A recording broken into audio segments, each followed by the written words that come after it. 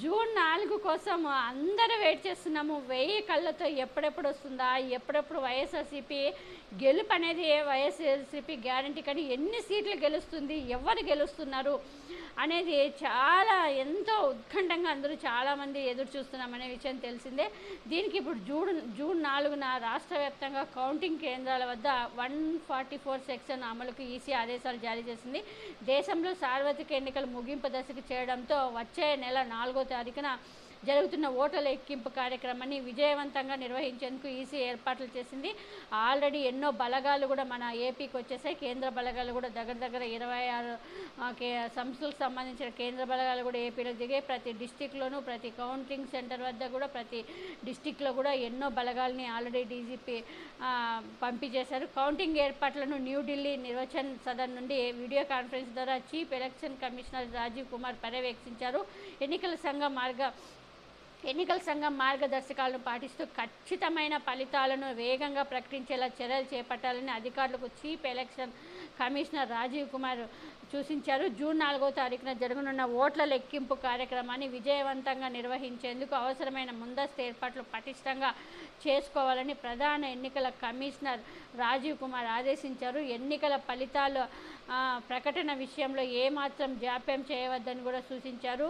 June 4న Andhra Pradesh వ్యాప్తంగా ఓట్ల లెక్కింపు ప్రశాంతంగా జరిగేందుకు కట్టుదిట్టమైన భద్రతా ఏర్పాట్లు చేసినట్లు రాష్ట్ర ఎన్నికల ప్రధాన అధికారి ముఖేష్ కుమార్ మీనా తెలిపారు. ఏపీలో కొన్ని చోట్ల ఎన్నికలకు సంబంధించిన హింసాత్మక ఘటనలు చోటు చేసుకున్న నేపథ్యంలో ఆంధ్రప్రదేశ్ రాష్ట్రానికి 20 కంపెనీల కేంద్ర సాయుధ పోలీస్ బలగాలు కేటాయించామని, పికెట్లు ఏర్పాట్లు చేస్తున్నామని ఎన్నికల ప్రధానాధికారి కూడా తెలిపారు. సున్నితమైన కేంద్రాలను గుర్తించడంతో పాటు సమస్యలు సృష్టిస్తున్న అట్లా అనుమానిస్తున్న వ్యక్తులను అదుపులోకి తీసుకున్నట్లు కూడా చెప్పారు. ఎన్నికల ఫలితాల రోజు డ్రై డేగా అమలు చేస్తున్నారు. రాష్ట్ర వ్యాప్తంగా మద్యం అందుబాటులో ఉండదని సీఈఓ మీనా స్పష్టం చేశారు.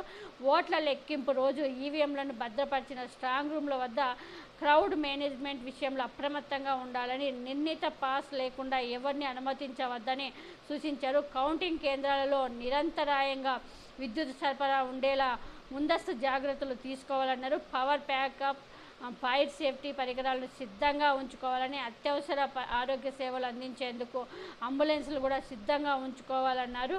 ఈవీఎంలలో పోలైన ఓట్ల లెక్కింపుకు సంబంధించిన ఎన్నికల అధికారులు సిబ్బందికి ముందస్తుగానే శిక్షణ ఇవ్వాలని,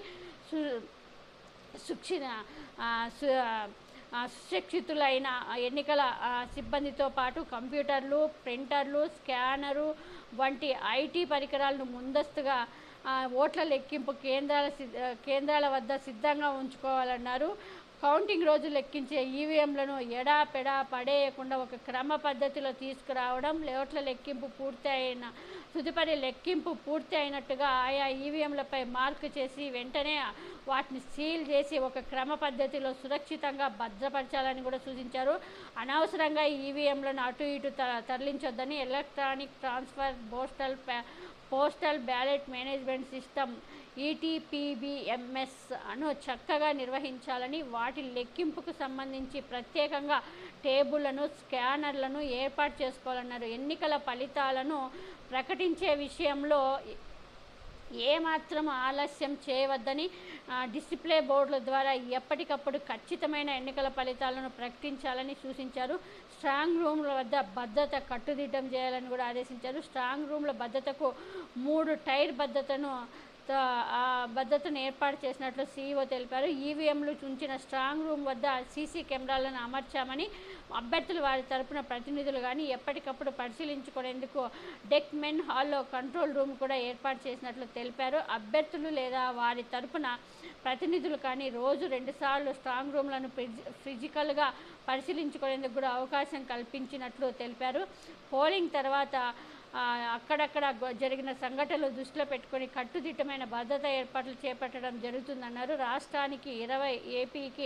ఏపీ రాష్ట్రానికి 20 కంపెనీల బలగాలు కేటాయించడం జరిగిందని, రాష్ట్రంలో పికెట్లు ఏర్పాటు చేయడం జరుగుతుందని తెలిపారు. రాష్ట్రంలో సున్నితమైన ప్రాంతాలను గుర్తించి ఘర్షణలకు పాల్పడే అనుమానితులను గుర్తించి వారిపై అవసరమైన చర్యలు తీసుకోవడం జరుగుతుందని కూడా తెలిపారు. పల్నాడు జిల్లాలో పరిస్థితులు అదుపులోనే ఉన్నాయని సిఇఓ కూడా తెలిపారు.